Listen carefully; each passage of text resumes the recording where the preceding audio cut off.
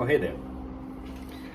I just saw this book. I figured I'd read it to you. I don't know if it's any good. I guess we'll see it. We'll find out together.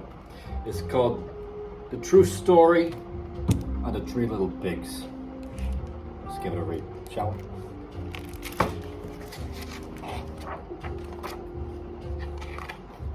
Alright.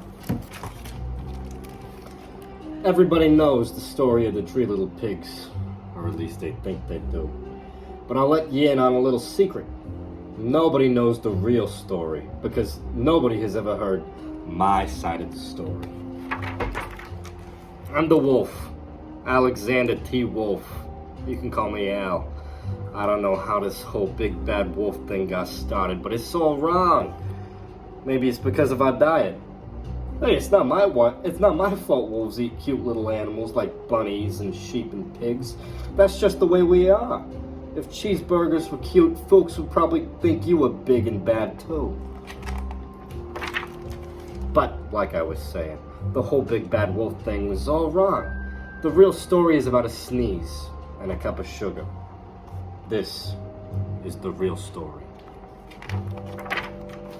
Way back in Once Upon a Time, I was making a birthday cake for my dear old granny. I had a terrible sneezing cold. I ran out of sugar. So, I walked down the street to ask my neighbor for a cup of sugar. Now, this neighbor was a pig, and he wasn't too bright either. He had built this whole house out of straw. Can you believe it? I mean, who in his right mind would build a house of straw?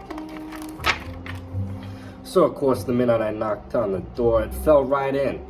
I didn't want to just walk into someone else's house, so I called, little pig, are you in? No answer.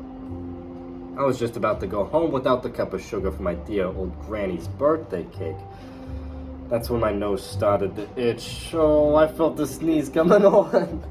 Well, I huffed, and I snuffed, and I sneezed a great sneeze. And you know what? That whole darn straw house fell in, and right in the middle of the pile of straw was the first little pig, dead as a doornail. He had been home the whole time. It seemed like a shame to leave a perfectly good ham dinner lying there in the straw, so I ate it up. Think of it as a big cheeseburger, just lying there. I was feeling a little better, but I still didn't have my cup of sugar, so I went to the next neighbor's house. This neighbor was the first little pig's brother. He was a little smarter, but not much. He had built his house out of sticks. I rang the bell on the stick house. Nobody answered. I called, Mr. Pig, are you in? He yelled back, go away, wolf, you can't come in. I'm shaving the hairs on my chinny chin. I had just grabbed the doorknob when I felt another sneeze coming on.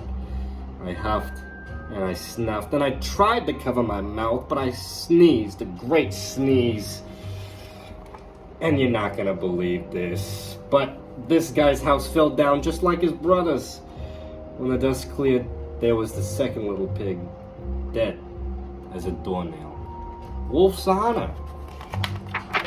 Now, you know food will spoil if you just leave it out in the open.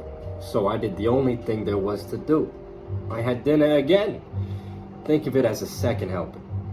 I was getting awfully full, but my cold was feeling a little better, and I still didn't have that cup of sugar for my dear old granny's birthday cake. So I went to the next house. This guy was the first and second little pig's brother. He must have been the brains of the family.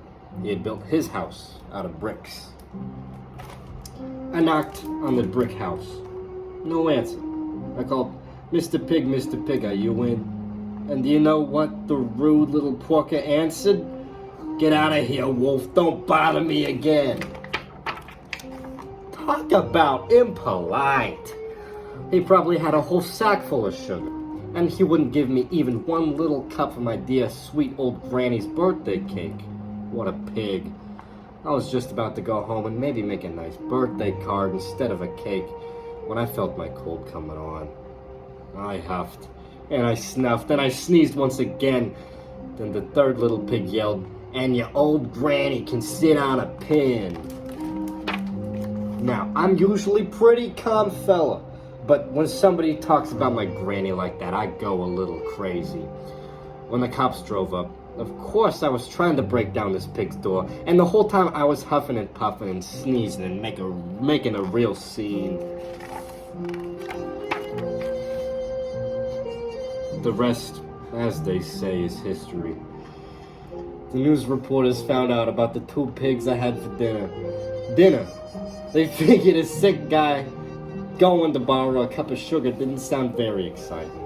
So they jazzed up the story with all that huff and puff and blow your house down, and they made me the big bad wolf. That's it. That's the real story. I was framed. But maybe you could loan me a cup of sugar?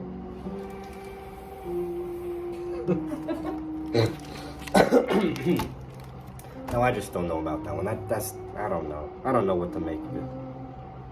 What do you think? Good book though. Good read. Good read. Well, I'll catch you next time. Thanks for popping in. So long.